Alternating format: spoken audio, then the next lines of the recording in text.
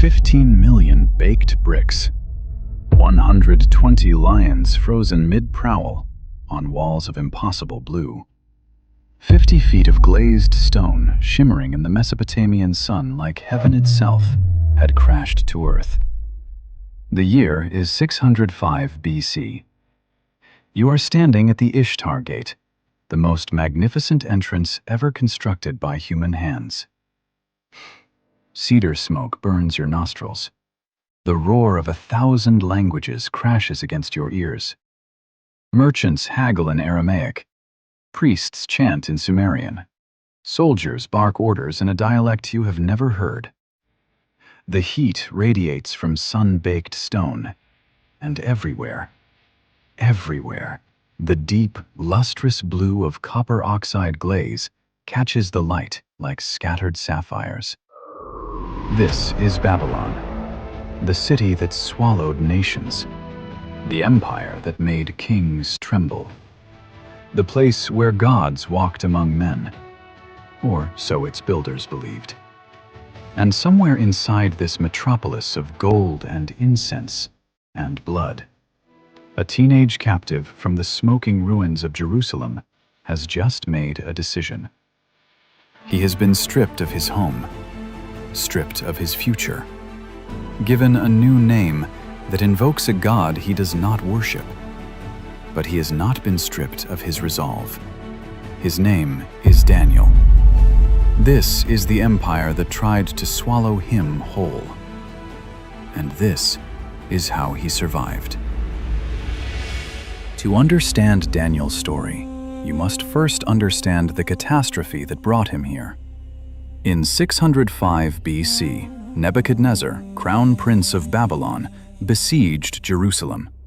The temple that Solomon had built, the house where God's presence dwelt among his people, was ransacked. Sacred vessels of gold and silver, crafted for worship of Yahweh alone, were carried 900 miles east to sit in the treasury of a pagan shrine. The message was unmistakable. Marduk had defeated the God of Israel. Babylon's gods were supreme. But Nebuchadnezzar did not simply want Jerusalem's treasures. He wanted its future. Daniel 1:3-4 tells us the king ordered his chief official to bring young men from Israel's royal family and nobility. Young men without any physical defect, handsome, showing aptitude for every kind of learning, well-informed, quick to understand. The best and brightest, the future leaders, the ones who could have rebuilt their nation. These were not brought to Babylon to be destroyed. They were brought to be remade. The strategy was brilliant and brutal. 3 years of immersion in Babylonian language, literature, and religion. Daily meals from the king's own table, the finest food in the ancient world. And, most insidiously, new names. Daniel, whose Hebrew name meant "God is my judge," became Belteshazzar. Bel, protect his life. Every time someone called him, they invoked Marduk, Babylon's chief god. His friend Hananiah, Yahweh is gracious, became Shadrach, command of Aku, the moon god. Mishael, who is like God, became Meshach, who is like Aku. And Azariah, Yahweh has helped, became Abednego, servant of Nabu, god of wisdom. This was psychological warfare, identity erasure dressed up as honor. Every day, in every interaction, the names they answered to proclaimed that Babylon's gods had won. The theological stakes could not have been higher. If Nebuchadnezzar could turn these young Hebrews into worshippers of Marduk, he would prove what the temple vessels already suggested, that Yahweh was just another conquered deity. Daniel's stomach was not the real target. His soul was. Over the next 70 years, Daniel would face tests that should have destroyed him. the seduction of the king's table, the terror of the fiery furnace, the madness of monarchs, the mystery of divine handwriting, and finally, the jaws of lions. This is the story of how he survived them all, without bowing and without breaking. But before Daniel could face the kings of Babylon, he had to face their food. Picture the king's table. Platters of roasted lamb seasoned with cumin and coriander, honeyed pastries flecked with pistachios, wine from the royal vineyards, and not just any wine. Babylonian wine was often infused with blue lotus, a flower known to produce mild euphoria. To drink from the king's cup was to enter an altered state of pleasure. This was the daily provision for Daniel and his companions, food that most people in the ancient world could only dream of tasting once in a lifetime. And it was free, a gift from the most powerful man on earth. But Daniel understood what that gift truly cost. The meat on those platters came from animals sacrificed to Babylonian idols. The wine had been poured out as a libation to Marduk before it reached human lips. To eat from Nebuchadnezzar's table was to participate in Nebuchadnezzar's worship. And the Hebrew word Daniel uses in chapter 1, verse 8, when he resolved not to defile himself, is ga'al. It does not simply mean to make dirty. It means to betray a covenant, to violate a sacred bond. This was not about being a picky eater. This was about drawing a theological line in the sand. But Daniel was wise. He did not stage a protest. He did not denounce the king or make a scene that would get him killed before his mission began. Instead, he approached the chief official with respect. "Please test your servants for 10 days, he proposed in Daniel 1:12. "Give us nothing but vegetables to eat and water to drink. Then compare our appearance with that of the young men who eat the royal food." The official was terrified. "If the king sees you looking worse than the other young men your age, my head will roll." But Daniel's quiet confidence won him over. "Test us." 10 days later, Daniel and his 3 friends looked healthier and better nourished than all the young men who had feasted on the king's delicacies. The test was extended. The diet continued. And at the end of 3 years, when they were presented before Nebuchadnezzar himself, the king's verdict was absolute. In every matter of wisdom and understanding about which the king questioned them, he found them 10 times better than all the magicians and enchanters in his whole kingdom. God had honored Daniel's faithfulness with evidence even a pagan king could not ignore. The choice that seemed foolish, vegetables over luxury, became the foundation of an influence that would span empires. This small victory at the table prepared Daniel for a much larger test, one that would not require him to refuse food, but would require his 3 friends to refuse to bow, even if it meant walking into fire.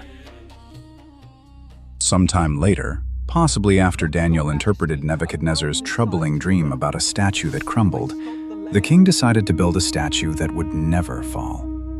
90 feet tall, 9 feet wide, covered in gold.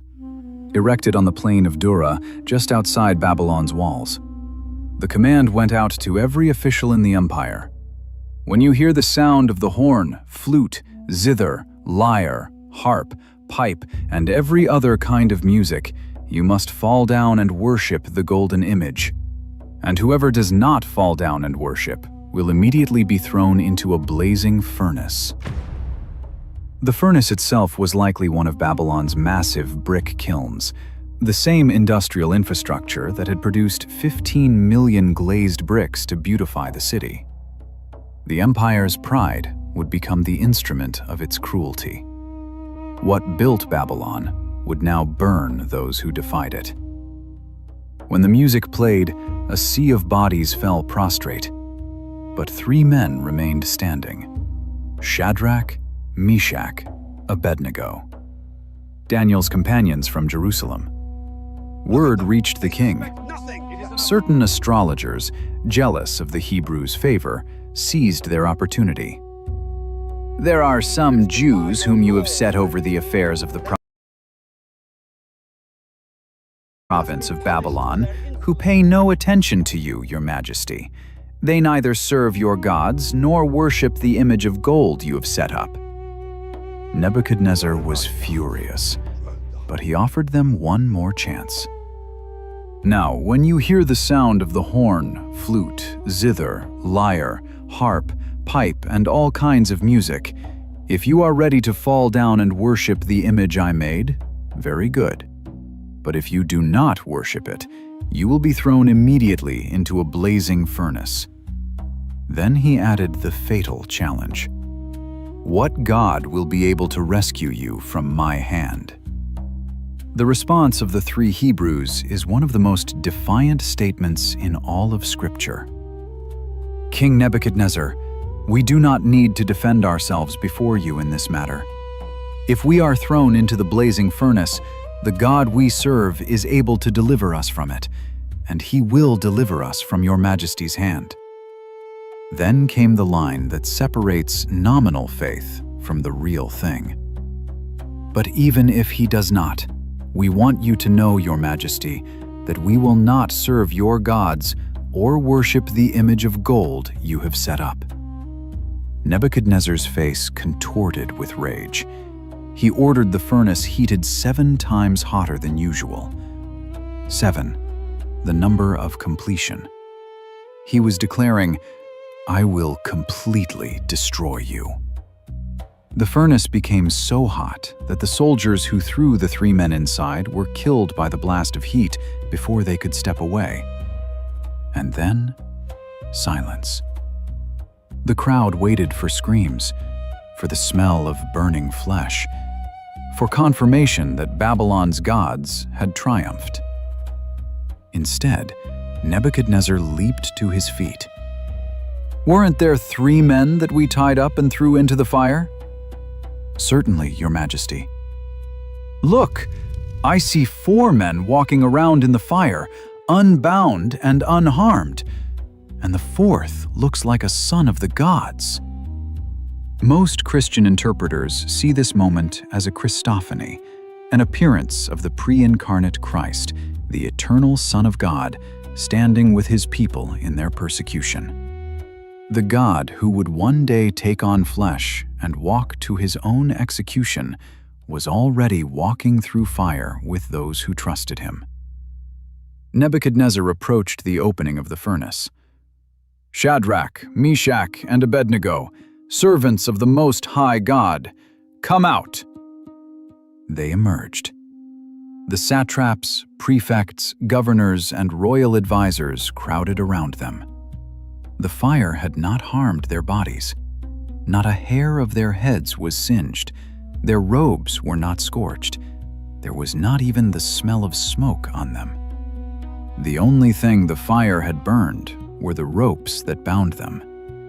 The fire had set them free. Think about that for a moment. The God who spoke the stars into existence walked into a brick kiln in Babylon for 3 young men who refused to bow. Nebuchadnezzar was shaken. He promoted the 3. He issued a decree that anyone who spoke against their God would be cut into pieces. He acknowledged that no other God can save in this way. But his own reckoning was still coming. Every year during the Akitu festival, the Babylonian New Year celebration, Nebuchadnezzar submitted to an ancient ritual. On the 5th day, the high priest would enter the Esagila temple alone. When the king arrived, the priest would strip him of his crown, his scepter, and his royal mace. Then he would slap the king hard across the face, pull his ears, force him to kneel before the statue of Marduk, and swear that he had not neglected his duties or oppressed his people. The king was supposed to weep. Tears meant Marduk was pleased and would grant a prosperous year. This was theater, of course. carefully controlled, designed to show that even the mightiest ruler was humble before the gods, while remaining absolute over men. But God's humiliation of Nebuchadnezzar would be no theater.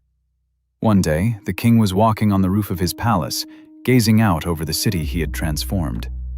The Ishtar Gate with its shimmering blues, the processional way lined with lions, the temples, the walls, the hanging gardens that made the world gasp.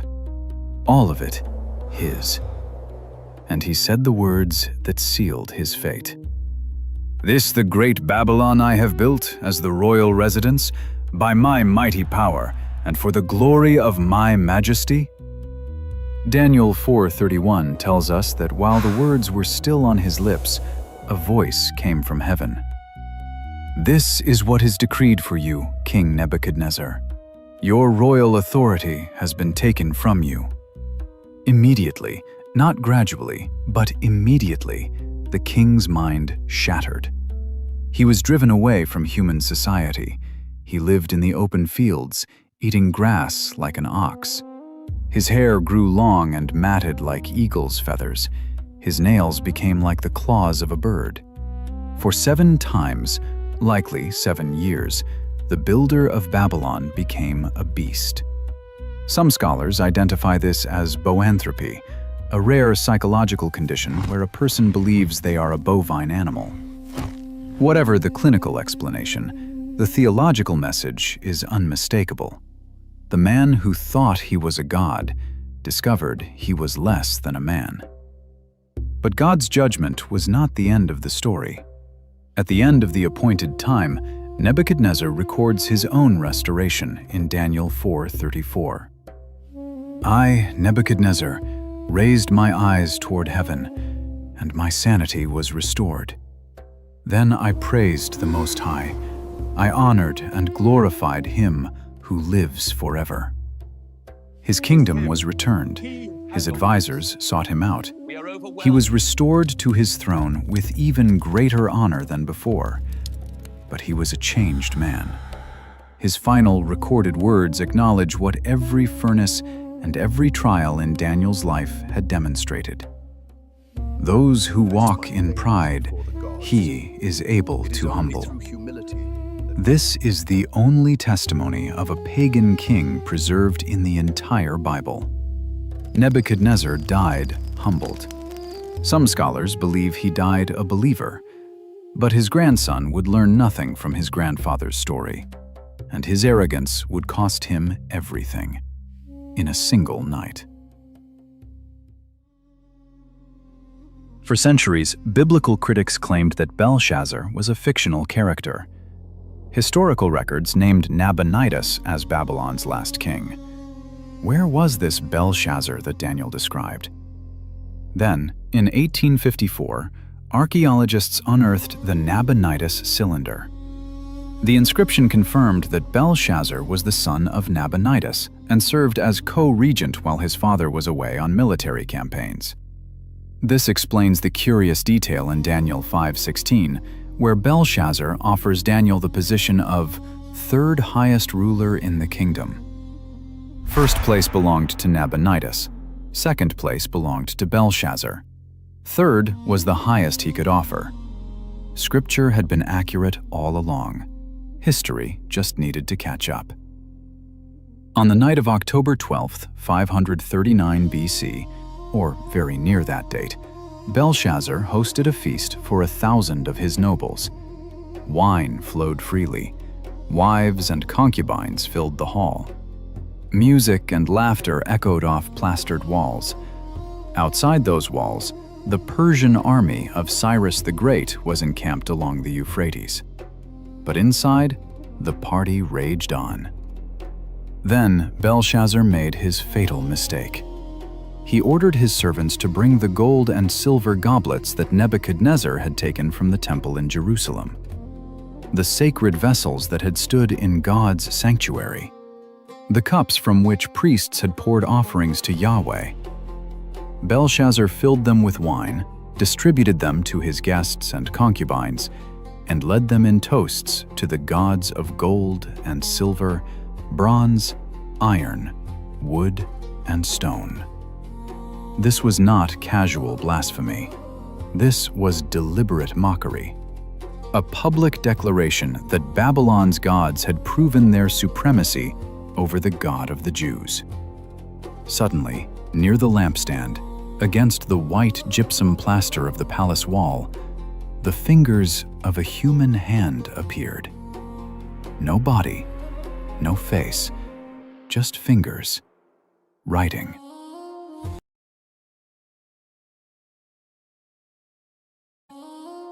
The king watched as the hand inscribed its message. Daniel 5:6 records his reaction with brutal honesty. His face turned pale, and he was so frightened that his legs became weak and his knees were knocking together. The wise men of Babylon were summoned. None could read the writing. Finally, the queen mother remembered the man who had served Nebuchadnezzar, a man now elderly, perhaps 80 years old, who had been interpreting dreams and mysteries for decades. Daniel was brought before the terrified king. Belshazzar offered him purple robes, a gold chain, and third place in the kingdom. Daniel's response was measured. "Keep your gifts for yourself, and give your rewards to someone else. Nevertheless, I will read the writing for the king." But before interpreting the words, Daniel delivered a sermon. He reminded Belshazzar of everything that had happened to his grandfather, the greatness, the pride, the madness, the humiliation, and finally, the acknowledgement that the Most High God is sovereign over all kingdoms on earth. "But you, Belshazzar, his successor, have not humbled yourself, though you knew all this. Instead, you have set yourself up against the Lord of heaven." Then Daniel read the verdict. "Mene, God has numbered the days of your reign and brought it to an end.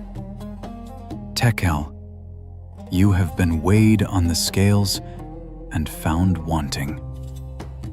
Peres, your kingdom is divided and given to the Medes and Persians." The words were also units of weight in Aramaic. A mina, a shekel, a half mina. Babylon had been measured, and it came up short. That very night, while the party continued, Persian engineers diverted the Euphrates River upstream. The water level dropped. Cyrus's soldiers waded through the riverbed, passing under the walls that Nebuchadnezzar had built to be impregnable. The gates along the river, inexplicably, had been left open. Before dawn, Belshazzar was dead. The empire that had swallowed nations was itself swallowed by history. The empire that had captured Daniel was gone. But Daniel himself, now serving his third kingdom, was about to face one more test. The 120 lions he had walked past in glazed relief for 70 years were about to become real. The Persian Empire operated differently than Babylon. Darius the Mede recognized Daniel's extraordinary qualities, his wisdom, his integrity, his excellent spirit, and planned to set him over the entire kingdom. This did not sit well with the other administrators. They searched for grounds to bring charges against Daniel in his conduct of government affairs. They investigated his finances, his decisions, his relationships. They found nothing. No corruption, no negligence, no hint of scandal. Their conclusion, recorded in Daniel 6:5, is one of the greatest compliments a man can receive from his enemies. "We will never find any basis for charges against this man, Daniel, unless it has something to do with the law of his God." So they crafted their trap. They approached Darius with flattery, proposing that for 30 days, anyone who prayed to any god or human except the king should be thrown into the lion's den. Darius, flattered and unaware of the scheme, signed it into law. And under Persian law, unlike Babylonian law, not even the king could revoke his own decree. When Daniel learned about the decree, he went home. He climbed to his upper room. He opened his windows toward Jerusalem, as he had done 3 times a day for 70 years. He knelt down and he prayed, giving thanks to his God, just as he had always done. He changed nothing. Daniel did not pray to make a political statement. He prayed because prayer was his lifeline. 70 years in Babylon, and his windows still faced Jerusalem. His body had been in exile for 7 decades. His heart had never left home. The conspirators found him praying and reported him to the king. Darius was devastated. He searched desperately for a loophole, laboring until sunset to find a way to save his most trusted advisor. But his own law condemned Daniel. At evening, Daniel was lowered into the den. A stone was placed over the mouth. It was sealed with the king's signet ring. Darius spoke words that were half command, half prayer. "May your God, whom you serve continually, rescue you." That night, the king could not sleep. He refused food. He refused entertainment. He waited in anguish for dawn. At first light, Darius ran to the den. His voice cracked with desperate hope. "Daniel, servant of the living God, has your God, whom you serve continually, been able to rescue you from the lions?" From the darkness below came a voice, calm, unhurt, unafraid. "My God sent his angel, and he shut the mouths of the lions. They have not hurt me, because I was found innocent in his sight, nor have I ever done any wrong before you, your majesty." Daniel was lifted from the den without a scratch. The men who had accused him, along with their families, were thrown in instead. They did not reach the floor before the lions overpowered them. 70 years, 4 kings, 2 empires, 1 God. Daniel entered Babylon as a teenage captive, a boy with a stolen name, stripped of his homeland, his family, his future. He was thrown into a city designed to overwhelm the senses and erode the soul.